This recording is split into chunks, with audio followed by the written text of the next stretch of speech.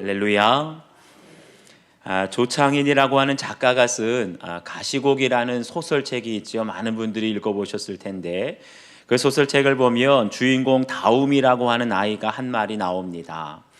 가시고기는 참 이상한 물고기예요. 엄마 가시고기는 알들을 낳은 후엔 어디론가 달아나 버려요. 아빠 가시고기가 혼자 남아 알들을 돌보죠. 먹지도 잠을 자지도 않은 채 열심히 지켜내죠. 아빠 가시고기 덕분에 새끼들이 무사히 알에서 깨어납니다. 그러다 아빠 가시고기는 그만 죽고 말아요. 새끼들은 아빠 가시고기 살을 뜯어먹고 무럭무럭 자라납니다. 그러니 아마 아빠 고기는 가시밖에 남는 것이 없겠지요. 가시고기는 언제나 아빠를 생각나게 만듭니다. 아들의 고백이에요. 아빠가 떠나간 다음에 이거를 문득 읽으면서 저희들이 요즘에 살펴보고 있는 아브라함이 떠올랐습니다.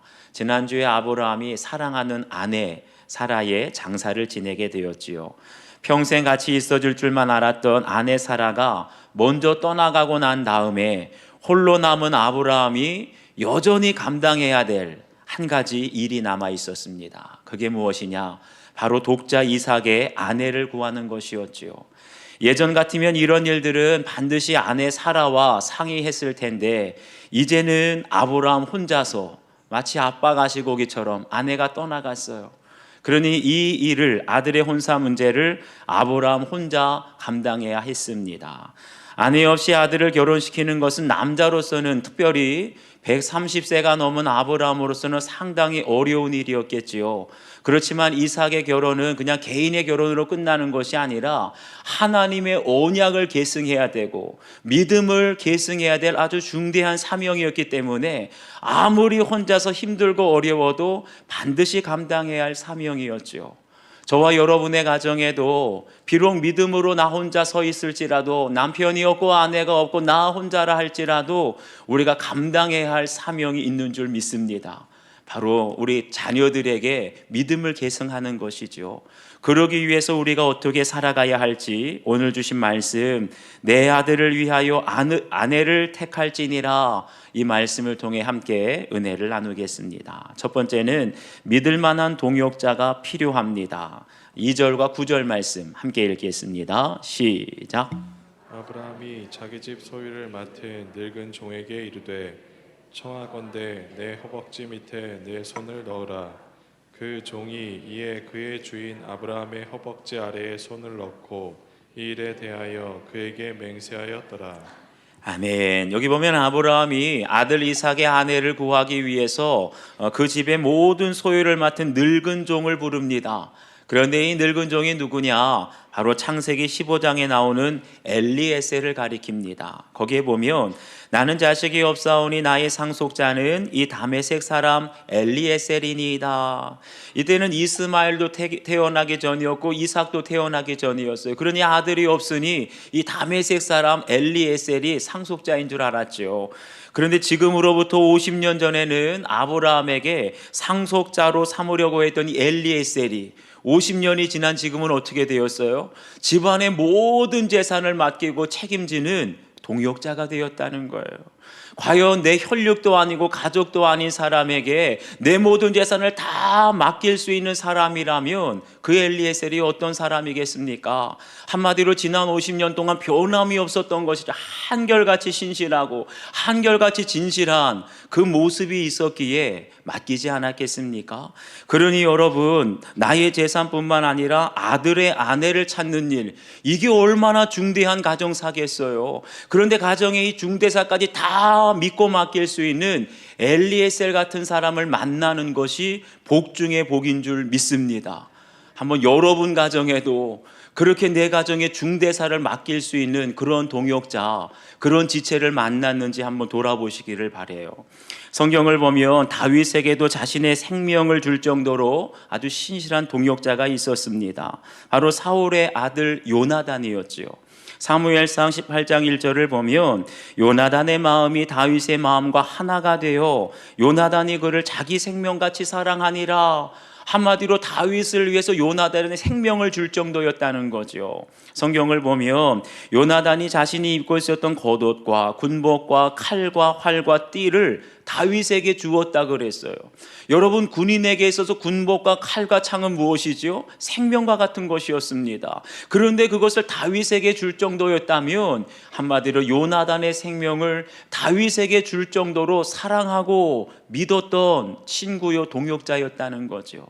바울에게도 그런 신실한 동역자들이 있었습니다. 갈라디아서 4장 15절을 보면 너희가 할 수 있었더라면 너희의 눈이라도 빼어 나에게 주었으리라. 한마디로 갈라디아 교인들이 바울을 얼마나 사랑했다고요? 자기들의 눈을 빼어서 줄 정도로. 여러분, 이게 쉬운 일입니까? 그 당시에 바울이 안젤과 같은 눈이 안 좋았어요. 그러니까 갈라디아 교인들이 얼마나 사도 바울을 사랑하고 섬겼는지 자기들의 눈을 빼어서라도 줄 정도로 그렇게 신실한 동역자들이었다는 거죠. 여러분, 우리가 가는 길이 아무리 좁고 험한 십자가의 길이라 할지라도 우리 가정의 중대사를 함께 마음을 터놓고 상의할 수 있는 엘리에셀 같은 동역자가 있고, 내 눈을 빼어주고 내 생명을 줄 수 있는 동역자를 만나게 된다면 우리가 끝까지 주님의 길을 걸어가게 될 줄 믿습니다. 그러한 사람을 만나게 되기를 축복합니다. 이 글을 묵상하면서 예전에 읽었던 함석헌 선생님의 그대 그런 사람을 가졌는가 라는 식구가 생각났어요. 몇 구절 읽어드리겠습니다. 말리길 나서는 길 처자를 내맡기며 마음 놓고 갈 사람, 그 사람을 그대는 가졌는가? 갔다가 언제 올 줄 모르는데 처자식을 믿고 맡기고 떠나갈 사람이 있느냐는 거예요. 탔던 배 꺼지는 시간, 구명대를 서로 사양하며 너만은 제발 살아다오 할 그 사람을 그대는 가졌는가? 잊지 못할 이 세상을 놓고 떠나려 할 때 이제 죽게 된 거죠. 저 하나 있으니 하며 빙긋이 웃고 눈을 감을 그 사람을 그대는 가졌는가?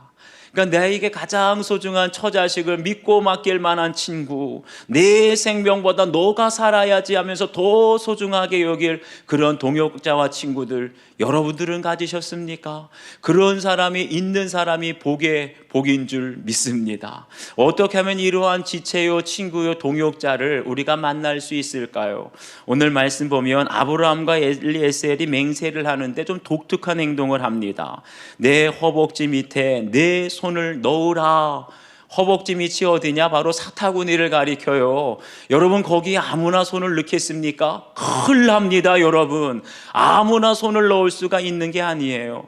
여기서 허벅지 밑에 손을 넣고 맹세한다는 건 한마디로 말하면 목숨을 걸고 내가 절대 순종하겠다. 내가 이 사명을 감당하기 위해서 내 목숨을, 만약에 사명을 감당할 수 없으면 죽겠습니다.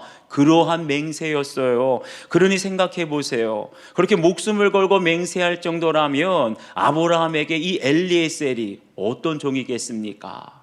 만약에 주인이 시키는 일마다 사사건건 토를 달면서 아니 왜 꼭 먼 데까지 가야 됩니까? 이 가까운데 가나안 족속들에게도 신부감이 많은데요. 꼭 믿는 신부감이어야 됩니까? 요즘에 믿는 신부감이 하늘의 별따기인데 그냥 일단 안 믿는 사람도 불신자라도 결혼시키고 나서 나중에 교회 다니도록 하면 됩니다.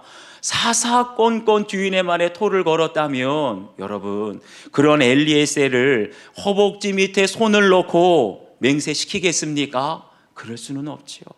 엘리에셀은 그런 종이 아니었습니다. 비록 주인이 시키는 일이 아무리 힘들고 어렵고 때로는 멀리 가고 꼭 믿는 사람이어야 된다, 이해할 수 없을지라도 절대적으로 순종할 수 있는 사람, 바로 그 사람이 엘리에셀인 줄 믿습니다. 왜 그랬을까요? 누구보다도 50년이 넘도록 아브라함을 보면서 이 이삭이 아브라함에게 특별한 아들이었다는 걸 알았던 거예요. 이스마엘과 달리 언약의 후사, 믿음의 자손 아니었습니까?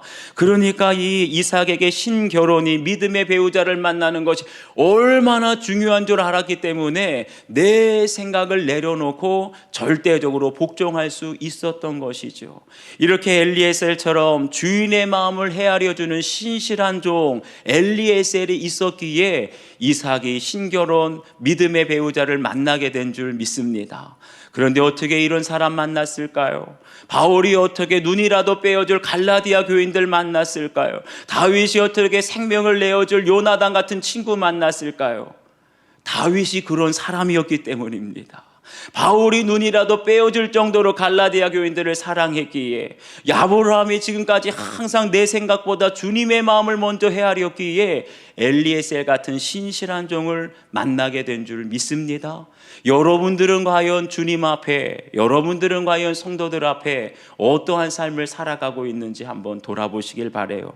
적용 질문입니다. 나의 모든 것을 맡기고 중대사를 의논할 그런 진실한 지체, 동역자가 있습니까? 여러분들은 성도들에게, 여러분들은 주님 앞에 어떠한 삶을 살아가고 있는지 한번 적용해 보시길 바랍니다. 두 번째는 자녀 결혼에 대한 확고한 원칙이 있어야 합니다. 3절과 4절 말씀 함께 읽겠습니다. 시작.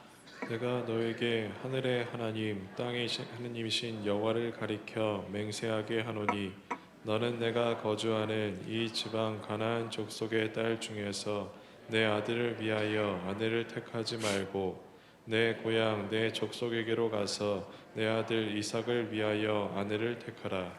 아멘. 여기 말씀을 보면 아브라함에게는 자녀 결혼에 대한 확고한 원칙이 세 가지가 있었습니다. 세상의 가치관, 우리가 흔히 하는 것과는 너무나 구별된 성경적인 기준이었죠. 첫 번째, 결혼의 주관자는 부모나 자식이 아니라 철저히 하나님이라는 원칙이 있었어요.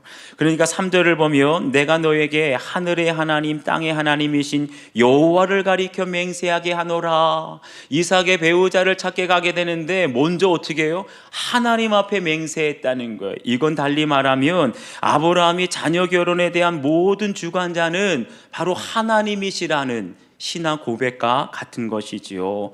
그러니까 부모가 원하는 사람 찾는 것 아니라 결혼의 당사자인 이삭이 원하는, 이삭 마음에 드는 배우자 찾는 게 아니에요. 먼저는 하나님의 마음에 들고 하나님의 뜻에 합한 신부감을 구했다는 거지요.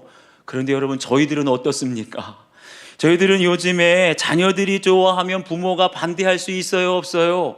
부모가 거절하고 반대하면 자녀들 튕겨나갑니다. 자기들끼리 그냥 결혼하지요. 그러니까 자식들이 이 남자랑 이 여자랑 결혼할 테니 허락해 주세요. 그러면 곧바로 양가 부모님들 상견례 갔습니다. 그리고 결혼 날짜까지 다 정해지면 그때에서야 교회 목사님께 찾아와서 목사님 저희 결혼해요. 축복해 주세요. 그러니까 여러분, 믿음은 항상 뒷전이 아닙니까? 그러니까 지금은 주님의 뜻보다는 항상 자녀들, 당사자들의 마음에 드느냐 안 드느냐, 이게 가장 중요한 기준이 되었어요. 세상의 흐름대로 우리도 흘러가고 있는 것 아니겠습니까? 그러니 생각해 보세요. 요즘의 세상의 가치관과 성경의 가치관이 가장 첨예하게 대립하는 것이 무엇이냐? 바로 자녀들의 결혼 문제입니다. 이 문제를 어떻게 하면 자녀들에게 결혼의 주관자는 내가 아니라 하나님이심을 고백하게 할 수 있을까요? 하나님이 허락하시면 하고 하나님이 하지 말라고 하면 안 하고, 어떻게 하면 우리가 이 고백할 수 있을까요? 그러기 위해서는 자녀들이 아직 결혼하지 않았다면, 아직 자녀들이 배우자 될 사람을 만나지 않았다면 우리 부모님들이요, 지금 당장 자녀의 배우자를 위해서 기도해야 될 때인 줄 믿습니다. 아멘을 별로 안 하시네요. 여러분, 손자녀들이 있다면 손자녀들을 위해서도 지금부터 기도하셔야 돼요. 예전에 큐티인 간증을 보니까 딸이 초등학교 4학년이래요. 초등학교 4학년인 딸을 둔 아빠가 내가 지금부터 믿음의 배우자를 위해서 기도해야 되겠다 적용을 하더라고요. 그 말씀을 생각해 보니까 저에게도 6학년, 20살, 22살 3남매가 있는데 제가 가만 보니까 아직 이성을 만나지 못한 것 같아요. 오늘 당장 부모의 마음에 맞는, 부모가 원하는 배우자도 아니고 자식들의 마음에 드는 배우자도 아니고, 먼저는 주님의 마음에 들고 주님의 뜻에 합한 배우자를 만나게 하여 주시옵소서 기도해야 되겠다는 적용을 해봅니다. 두 번째는 반드시 신결혼, 믿음의 배우자를 만나야 한다는 원칙이 있었습니다. 여기 보면 가나안 족속의 딸 중에서 내 아들을 위하여 아내를 택하지 말고 내 고향 내 족속에게로 가서 이삭을 위하여 아내를 택하라.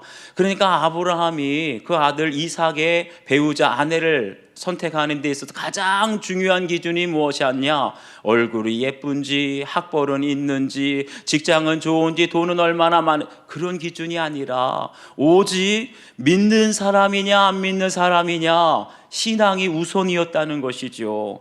그런데 여러분, 좀 이상하지 않습니까? 지금까지 우리가 창세기 살펴보면 아브라함은 어떻게 살았지요?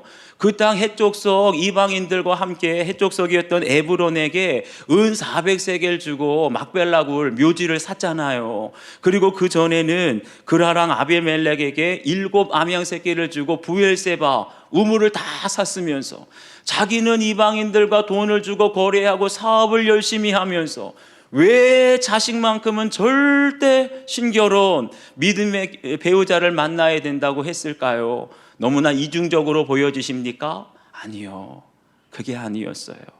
비록 아브라함은 그 땅의 백성들과 왕래하면서 교제하면서 사업을 했지만 그들과 생활하면 생활할수록 영적으로 얼마나 부정한지, 우상숭배하는지가 보이는 거예요. 그들과 비록 내가 사업을 하고 왕래하지만 그 가나안 족속들 얼마나 성적으로 음란하고 얼마나 성적으로 타락했는지, 도덕적으로 부패했는지 60년 동안 생활하면서 그들의 삶의 속속들을 다 본 거예요. 그러니까 내 아들 이상만큼은 절대 안 된다. 오직 믿는 사람, 내 족속에게로 가서 결혼해야 되겠다고 생각한 것이지요. 그렇다고 생각해 보세요. 여러분, 믿는 사람이라고 세상 사람들과 다를까요? 그렇지 않아요. 제가 교회 다니는 청년들을 보면 교회 다니는 청년들도 똑같이 죄 짓습니다. 그들도 술 마시고 담배 피고, 우리 믿는 청년들도 다 실패하고 좌절하고 낙심할 때 있어요. 우리가 행위가 완벽하다고 믿는 사람 선택하는 것이 아니지요. 믿는 사람들이 안 믿는 사람들과 다른 건 단 한 가지입니다. 어떤 상황에서도 주님의 이름을 부른다는 것입니다. 내가 죄를 지고 넘어져도 믿으면 주님의 이름 부르고 다시 돌아와요. 내가 실패하고 방황하더라도 믿는 사람들은 주님의 이름을 부르고 다시 돌아오게 됩니다. 그러니까 아무리 잘났거나 못났거나 키가 크거나 작거나 학벌이 좋거나 나쁘거나 믿는 사람들은 항상 주님의 이름을 부르며 돌아오기 때문에 우리가 믿는 배우자를 선택해야 할 줄 믿습니다. 세 번째 기준은 불신 결혼은 절대 안 된다는 원칙이 있었어요. 5절을 보면 엘리에셀이 아브라함에게 만일 여자가 안 따라오면 이삭을 데리고 그리로 갈까요? 이건 무슨 말입니까? 한마디로 여자를 찾았는데 믿음 빼고는 완벽해요. 학벌, 외모, 집안, 재산 다 좋은데 그러면 그냥 믿고 나중에 세례받게 하면 안 될까? 이런 말입니다. 그런데 아브라함이 뭐라고 대답하죠? 내 아들을 그리로 데리고 돌아가지 아니하도록 하라. 옛 생활로 돌아가지 않게 한다는 거예요. 다시 말하면 여자가 아무리 외모, 학벌, 집안, 직장 다 있어도 다 갖췄어도 불신자는 안 돼. 불신자는 절대 안 돼. 이런 기준과 원칙이 있었다는 것이죠. 그런데 저희들은 어떻습니까? 결혼하는 청년들 물어보면 왜 결혼해요? 다 행복을 위해서 결혼한다고 말합니다. 그래서 행복하기 위해서는 외모가 받쳐줘야 돼요. 얼굴 예뻐야 되고 남자는 키 커야 되고, 행복을 위해서는 학벌도 있어야 돼요. 내 수준에 맞게 적어도 이 정도는 나와줘야지. 그리고 내 행복을 위해서는 돈도 많아야 되고 직장도 안정돼야 된다고 다 생각을 하죠. 행복을 위해서라면. 결혼해 보신 분들은 아시지요? 결혼하고 나니까 얼굴이 그렇게 중요하고 키가 중요하던가요? 결혼하고 나니까 그렇게 학벌이 내 행복을 좌우해 주던가요? 이제 아시잖아요. 돈도 그렇게 중요한 것 아니라는 것. 그런데 결혼하기 전에는 그렇게 내가 행복하기 위해서 행복의 조건을 충족시키기 위해서 살아가는데, 그래서 그것이 깨어지게 되면 언제든지 이혼할 수 있다 생각해. 왜? 행복이 기준이니까요. 그러니까 예를 들면 실제 계속 가난해지고 몸이 아프고 병들고 성격 차이 때문에 맨날 싸우면 이혼 사유. 그러니까 날마다 이혼 사유만 늘어나게 되죠. 그런데 여러분, 우리가 분명히 알아야 될 것, 결혼의 목적은 행복이 아니라 거룩에 있는 줄 믿으시기 바랍니다. 그러니까 결혼 생활의 목적의 초점을 그냥 내 행복을 위해서가 아니라 오직 영혼 구원, 거룩에 맞추게 되면 그때부터는 가정 안에, 부부 안에 일어나는 모든 문제를 바라보는 눈이 달라지는 거예요. 시선이 달라지는 거예요. 아무리 사업이 망해서 가난해져도 그걸 영혼 구원의 관점에서 바라보세요.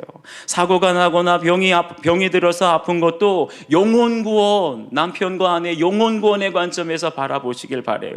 성격 차이가 나서 단 하루도 그냥 넘어가는 적이 없고 갈등이 점점 심해지게 될 때 이혼 사유가 아니라 영혼 구원, 거룩의 관점에서 보게 된다면 이런 모든 문제들은 날마다 이혼 사유가 되는 것이 아니라 나는 죽고 예수로 살게 되는, 문제가 있을 때마다 내 혈기가 아직 죽지 않았구나, 내 욕심이 아직 죽지 않았구나, 나는 죽고 예수로 사는 거룩으로 나아가는 길이 되는 줄 믿습니다. 그러니까 이렇게 우리가 자녀들의 결혼, 자녀들에게 언약을 계승해 주기 위해서는 먼저 누가 달라져야 되느냐? 부모가 달라져야 돼요. 그러니까 자녀들에게 자기들끼리 좋으면 됐지, 지들끼리 행복하면 됐지, 이렇게 방관하시면 안 돼요. 이제 우리 자녀들의 결혼을 위해서 기도할 때 불신 결혼 절대 안 된다, 원칙을 세우셔야 되고요. 그러기 위해서는 부모들이 먼저 결혼의 목적은 행복이 아니라 결혼의 목적은 거룩이지, 영혼 구원이지, 이 원칙을 가지고 기도해야 할 줄 믿습니다. 그럴 때 자식들이 배우자 데리고 왔을 때 오직 학벌만 보고 외모만 보고 돈만 보는 것이 아니라 믿음으로 먼저 우리가 우선순위를 정하게 될 때 우리 자녀들, 우리 다음 세대들에게 믿음을 계승해 줄 수 있는 부모가 될 줄 믿습니다. 한번 여러분 적용해 보시길 바라요. 자녀의 배우자를 결정할 때 가장 중요하게 생각하는 부분이 무엇입니까? 아무리 믿음이 있어도 꼭 자녀들 결혼할 때는 세상의 가치관이 꼭 우리에게 고민이 됩니다. 가장 치열한 전쟁은 결혼이에요. 과연 우리가 자녀들에게 어떤 걸 중요하게 생각하는지 적용해 보시고, 만약 우리 자녀가 믿음은 없지만 학벌, 직장, 외모, 재산, 집안 다 갖췄어요. 믿음만 없어요. 그런 배우자와 결혼하겠다고 하면 솔직히 여러분 부모님들 어떻게 하시겠습니까? 교회는 나중에 나오면 되지, 세례는 나중에 받으면 되지, 그렇게 타협하시겠습니까? 아니면 원칙을 지키시겠습니까? 한번 적용해 보시기를 바랍니다. 마지막 세 번째, 자녀의 배우자는 하나님이 예비해 주십니다. 7절 말씀을 함께 읽겠습니다. 시작. 하늘의 하나님 여호와께서 나를 내 아버지의 집과 내 고향 땅에서 떠나게 하시고 내게 말씀하시며 내게 맹세하여 이르시기를 이 땅을 내 씨에게 주리라 하셨으니 그가 그 사자를 너보다 앞서 보내실지라 내가 거기서 내 아들을 위하여 아내를 택할지니라. 아멘. 여기 보면 네가 거기서 내 아들을 위하여 아내를 택할지니라 라고 아브라함이 말해요. 그런데 방금 전에 앞에 아브라함의 종이었던 엘리에셀은 뭐라 그랬죠? 만약에 거기에서 여자는 마음에 드는데 그 여자가 오지 않겠다고, 하란에서 가나안 땅으로 오지 않겠다고 하면 어떻게 합니까? 의심하고 있어요. 벌써 걱정이 되는 겁니다. 그런데 오히려 아브라함은 너무나 확신에 찬 목소리로 말하는 거예요. 거기에서 반드시 내 아들 이삭을 위하여 하나님이 예비해 주신 여자를, 이삭의 배우자를 만나게 될 것이다. 확신에 차 있어요. 누구를 확신하는 거죠? 엘리에셀을 믿는 게 아니라 하나님에 대한 절대적인 신뢰를 우리에게 보여주고 있어요. 생각해 보세요. 과연 아브라함이 무슨 근거로, 무슨 기준으로 앞으로 그 하란에 가게 되면 어떤 사람 만나게 될지 모르는데 하나님이 예비해 주신 여자를 반드시 만날 것이라 어떻게 이렇게 확신하게 되었을까요? 그건 다른 것이 아니라 지금까지 아브라함이 살아오면서 구체적으로 하나님을 만난, 하나님을 경험한 체험이 있었던 거예요. 체험 신앙이 있었던 겁니다. 그러니까 아브라함의 삶은 지금까지 늘 하나님을 경험하고 하나님을 동행하는 삶이었기 때문에 앞으로 일어날 일에 대해서도 의심하지 않고 확신을 가질 수 있었던 것이죠. 그 체험 신앙이 무엇이냐? 먼저는 하늘의 하나님 여호와께서 나를 내 아버지의 집과 내 고향 땅에서 떠나게 하셨다라고 고백했어요. 그러니까 아브라함이 지금 가나안 땅에 거주하고 있는 건 아브라함이 원해서 온 게 아니라는 거죠. 하나님의 부르심 때문에 고향과 친척과 아버지의 집을 떠나 내가 내게 보여줄 땅으로 가라. 그런데 아브라함에게 목적지도 가르쳐 주시지 않으셨어요. 다만 내가 너희에게 보여줄 땅, 이 말씀대로 순종하면서 하루하루 주님 오늘은 어디로 갈까요? 그러면 보여주시는 거예요. 길도 없는데 지도도 없는데 오늘은 어디로 갈까요? 날마다 하나님이 보여주시고 날마다 하나님이 말씀해 주시는 걸 경험한 거예요. 인도해 주시는 것을 경험한 것이죠. 그러니까 앞으로 나아갈 것에 대한 두려움도 의심도 없었어요. 두 번째는 내게 말씀하시며 내게 이르시기를 이 땅을 내 씨에게 주리라. 하나님이 약속하셨어요. 이때는 이삭이 없었습니다. 그런데 약속하신 말씀대로 아브라함이 100세가 되었을 때 도저히 사라와 아브라함이 자식을 낳을 수 없는 나이였지요. 그런데 기적처럼 하나님이 약속하신 이삭을 얻게 된 거예요. 이것도 경험하게 된 것이죠. 하나님은 말씀만 그럴듯하게 하시는 하나님이 아니시라 하나님의 약속하신 말씀을 100% 성취하시는 하나님, 그 하나님을 경험하고 체험했기 때문에 앞날에 대해서도 두려워하지 않았던 것이지요. 그래서 마지막으로 그가 사자를 너보다 앞서 보내실지라. 이 말은 여호와의 사자가 엘리에셀 그 종의 얼굴 앞에서 너의 갈 길을 인도해 주시고 이삭의 배우자를 만날 수 있도록 네 발걸음을 인도해 주실 것이라 확신을 가지고 말할 수 있었던 거예요. 어떻게 이런 확신을 가지고 나아갈 수 있었을까요? 그건 다른 것 아니에요. 그동안 아브라함의 삶을 돌아보게 될 때 하나님은 나에게 항상 보여주시는 하나님, 하나님은 내 인생의 발걸음에 항상 말씀해 주시는 하나님, 그래서 약속하신 말씀대로 100% 성취하시는 하나님, 그 하나님을 일상 속에 만났기 때문에, 경험했기 때문에, 주님과 동행했기 때문에 앞으로 엘리에셀 걱정하지 말아라. 하나님이 반드시 너의 앞길을 인도해 주실 것이고 그곳에서 이삭의 배우자를 만나게 해 주실 것이라 확신을 가지고 나아가게 된 줄 믿습니다. 사랑하는 여러분, 여러분에게도 이러한 체험 신앙이 있습니까? 우리가 아무리 성경을 많이 알아도 지식적인 신앙, 교리적인 신앙은 가정에 사건이 왔을 때 자녀의 문제 앞에서 아무런 도움이 되지 않아, 힘이 되지가 않아요. 우리가 언제요? 우리가 일상 속에서 나와 함께 하시는 주님을 바라보는 눈이 열려지고 약속하신 말씀대로 나를 이끌어 가시고 약속하신 말씀대로 성취하시는 그 하나님을 우리가 날마다 일성에서 경험하고 체험하게 될 때 앞날에 대해서, 우리 자녀들의 결혼에 대해서, 사업의 문제에 대해서, 여러 가지 가정에 나아갈 일에 대해서 두려워하지 않고 말씀대로 믿고 나아가게 될 줄 믿습니다. 그래서 주님을 경험하고 주님과 동행하는 삶이 여러분 가운데 있게 되길 축복합니다. 남편의 승승장구하던 사업이 부도가 나서 가족의 장막이 회파되었을 때 집안이 흩어지게 된 거예요. 교회 공동체로 나오게 되었다는 성도님의 큐티인 간증입니다. 어린 아들과 처음 참석한 소그룹 모임에서 있는 모습 그대로의 장막을 덮어주는 공동체의 위로를 받았습니다. 공동체 지체들은 자신들의 죄와 수치를 화려하게 문이 놓아진 수처럼 내어놓았고 고백했고 두려움 가운데 있던 저와 가족을 품어 주었습니다. 그러자 부도와 상실의 마음으로 아무것도 할 수 없던 제가 예배를 회복하고 양육을 받게 되었습니다. 그러면서 저희의 불신 결혼의 죄와 남편과 돈을 우상 삼았던 죄를 회개하였고 고난을 인내할 힘도 길러갔습니다. 믿음이 없을 때는 왜 부도가 났고 가정이 흩어졌는지 깨닫지를 못했는데 공동체 안에서 깨닫게 된 거예요.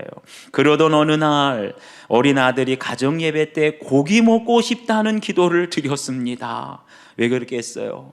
너무나 힘들어서 부도가 나서 그것조차도 먹일 수 없었던 거죠. 그럴 때 누구의 마음이 가장 아플까요?